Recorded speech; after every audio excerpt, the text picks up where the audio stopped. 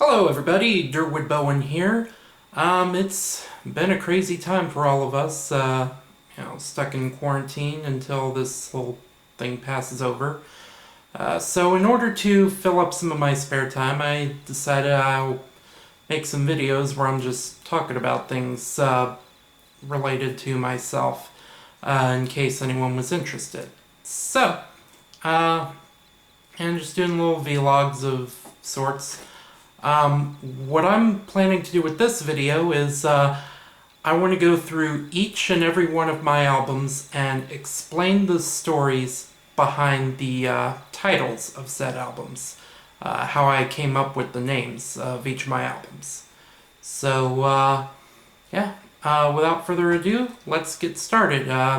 So for those of you that don't know, my albums, a good portion of them are available at durwoodbowen.bandcamp.com.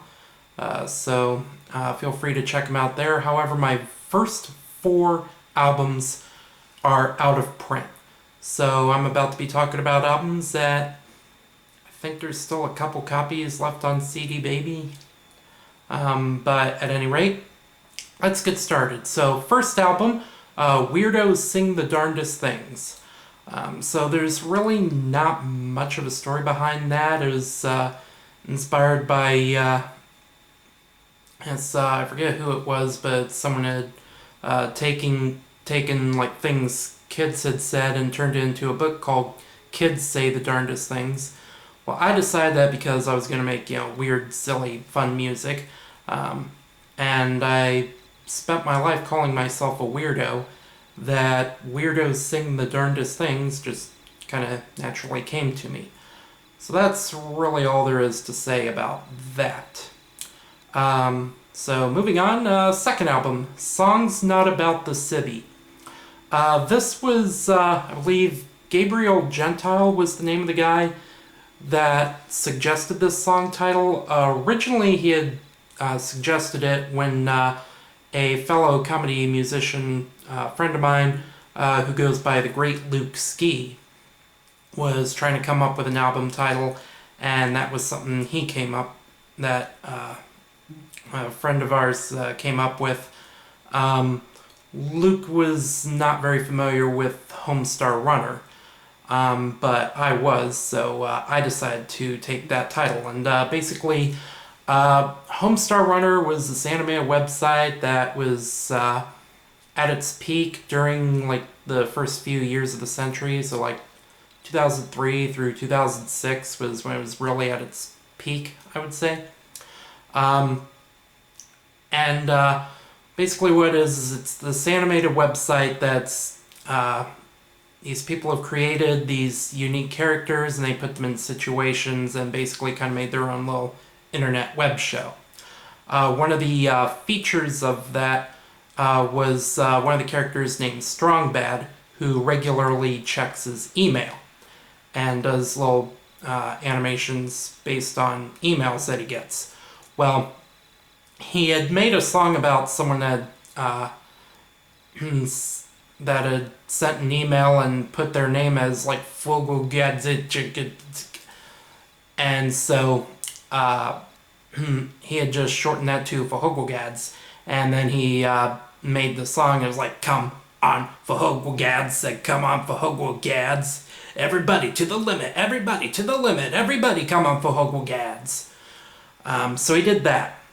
And then there was later an email sent to him by someone who referred to themselves as Sibby. They basically sent Strongbad an email that said something along the lines of, "Hey, I think you're really awesome, but how come you made a song about Fogelgads? Will you write a song about me, Sibby?" And Strongbad was being all protesting and was like, "I will never, ever, ever, ever, ever write a song about the Sibby." And his pet, known as the Cheat, starts playing this beat on this keyboard that's kind of like a... as he's going, "I will never, ever, ever, ever, ever write a song about the... And then he realizes, wait, he's saying this over a beat, and then it becomes this song about Sibby, much to Strongbad's dismay. So anyways, that's what inspired the album title of Songs Not About the City. Oddly enough, that's the album where I first debuted my rap song about Homestar Runner. So yeah, so there's a little bit of internet history for those of you that weren't around to really surf it back in like the early part of the 2000s, aka my high school years. Woo! So yeah, moving on, my third album, which was called That. Now, the story behind this is that at the time I was really into this Christian acoustic music duo called Lost and Found. Well, the first CD they had ever made was called This. And their story behind that was that they thought it'd be funny to call their CD This, so that they could go up to people and be like, hey, you ever heard this? So everybody kept telling them that they need to call their next album That, so that they could have this and that. And their response was always, if you've seen our schedules, we don't have time for that. So they never made an album called That. So I did. So that's kind of the story behind that. And I was able to kind of use similar wordplay, with that.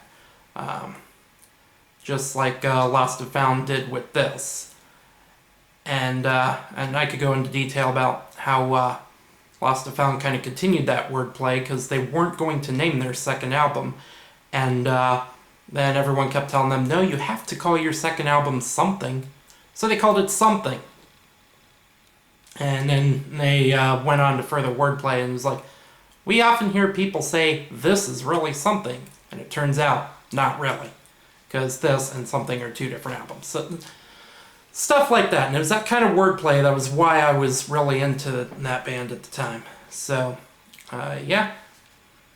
That's the story behind the album That, and a little bit of history into what I was into at the time.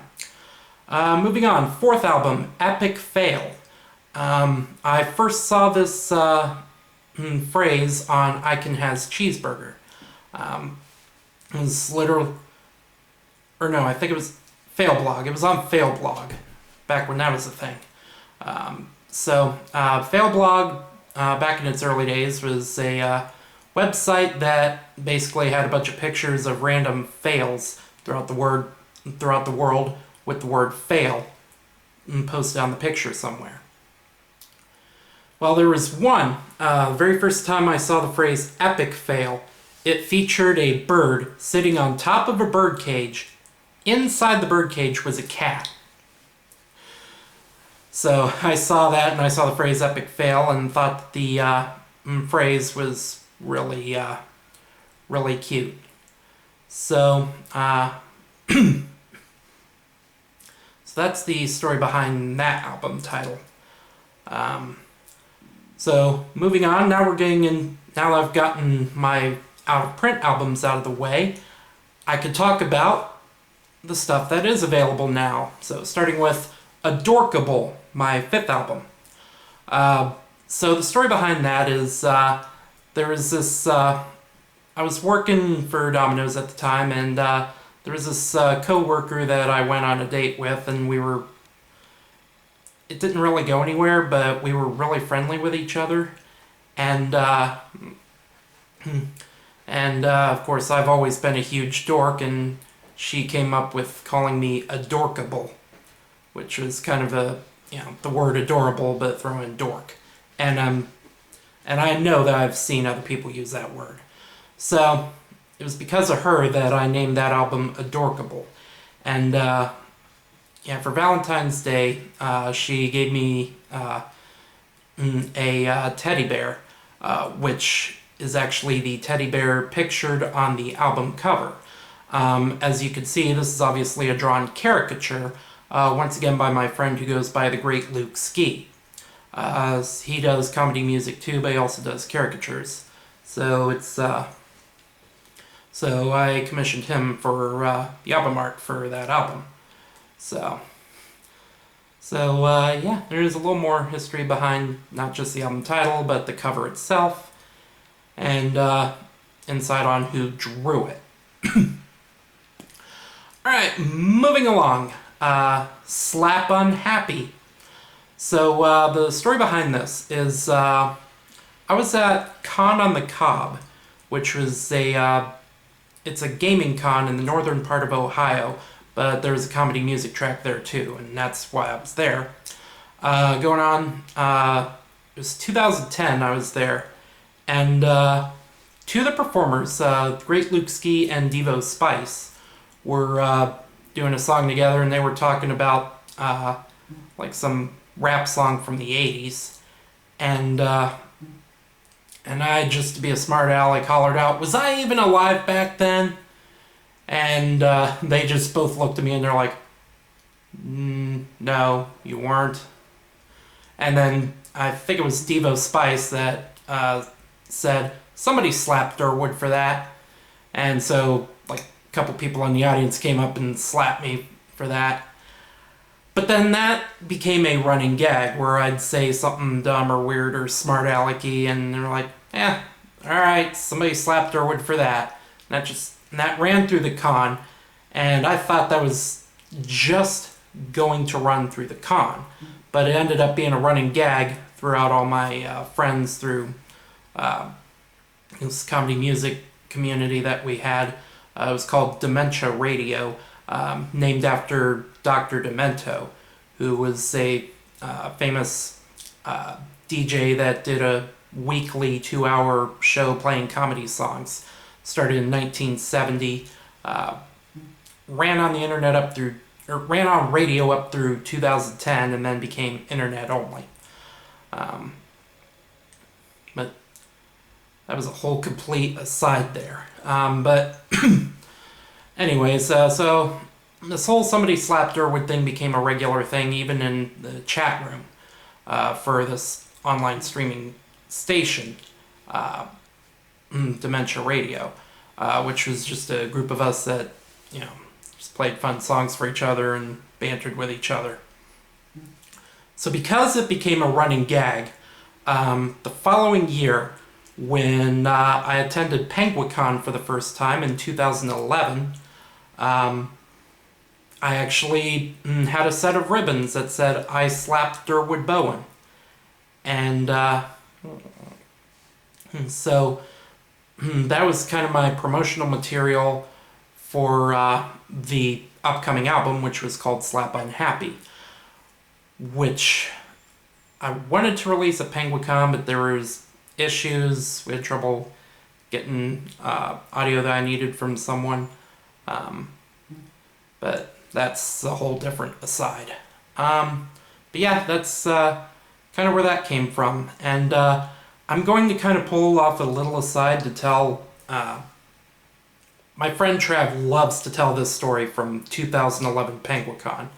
So this was when I did the I Slapped Durwood Bowen ribbons. And we were gathered in the room where one of the other comedy performers was getting ready to go. And this older lady, this elderly lady came up, kind of, had this really kind of, quiet, sweet voice, and she was like, "So, I hear that, if I slap you, I get a ribbon? Is that how that works?" I'm like, "Yeah, that's how that works." Next thing I know, wham! Right across the face. Entire room, jaws dropped in absolute shock. Before my friend Trav finally spoke up and he was like, "Ma'am? Most of us just slap him in the arm?" And she's like, "Oh, do I still get the ribbon?" And yes, I graciously gave her the ribbon. But yeah, it was a story that my friend Trav still loved to tell for a couple years after that. So yeah, so there's an amusing little anecdote there. So I think that's all I have to say for that album. Moving on to screw you Mayan predictions, I've made another album. So the time of recording this album was between 2011 and 2013. In the middle of that was 2012, which was supposedly the year the world was supposed to end, according to the Mayan calendar. Obviously that didn't happen because it's 2020 and we're still here. So that was kind of my way of saying, heh, yeah, that wasn't real. So, like, screw you, Mayan predictions. I've got another album out, and it's 2013, so. So, that was the concept behind that, and it was around that concept that I actually did an entire song dedicated to the 2012 so-called End of the World thing, set to the tune of 2112 by Rush, which I consider that an amazing achievement for parodying a essentially 20-minute song. Chopping off the instrumental fat, I narrowed it down to about 15 and a half. But I was really proud of that song, even though most people, I don't think, really appreciate it as much as I did. But that's it for that. Alright, so after that is where I made my Throwbacks compilation. This one's pretty self-explanatory. You know how I said my first 4 albums were out of print? That's because they were all made on this cheap $99 keyboard. My music sounded like badly put together MIDI files. And so once I got better equipment and was able to make my music sound better, then I took like some of the best of my early stuff, so stuff from my first 4 albums plus songs I'd released on SoundClick for free back when SoundClick was a thing. So I kind of picked out the best of the bunch and re-recorded it with better sounding music for this Throwbacks compilation that I released in 2014. Throwbacks, of course, being a double throwback to not only the fact that I'm re-recording older songs, but also in reference to, at the time, Mountain Dew Throwbacks was a thing, made with real sugar. So they had that for Mountain Dew, Pepsi, and I want to say Dr. Pepper. But yeah, so the title for that was kind of drawn from the Mountain Dew Throwbacks, which those of you that know me know I'm a huge Mountain Dew fan. Most of you, of course, know my song Mountain Dew Addict, which I originally released in 2007 only on SoundClick, but redid for the Throwbacks compilation for 2014. And I'm still performing on a regular basis to this day, so everybody knows me as the Mountain Dew guy. But I'm still getting onto an aside. So moving on. Light bulb eating selfie. So, during the time when my now ex-wife introduced me to Doctor Who, I'd kind of developed a crush on the actress Karen Gillan, who in Doctor Who played the character Amy Pond. So I started following a bunch of her other works, and some of those, she was on a TV show called Selfie, which is basically like a modernization of an old play titled My Fair Lady. Basically, she plays this character that's all about internet fame, but in real life she has like no social skill, and so she forms a bond with this co-worker, and he essentially works with her to help her gain social skills to be a more likable person. So yeah, so that was the TV show Selfie. So that's half the reference in the album title. Karen Gillan, of course, also played the lead role in a movie called Oculus. And basically Oculus is a horror movie about this mirror that kind of distorts your views to see things in a way they aren't. And in one of the scenes, her character picks up an apple and takes a bite out of it, and then you hear this kind of clink, and this mirror has deluded her into thinking she's taken a bite out of a light bulb. And so you can kind of see the horror on her face as she starts bleeding from that, even though she actually just bit an apple.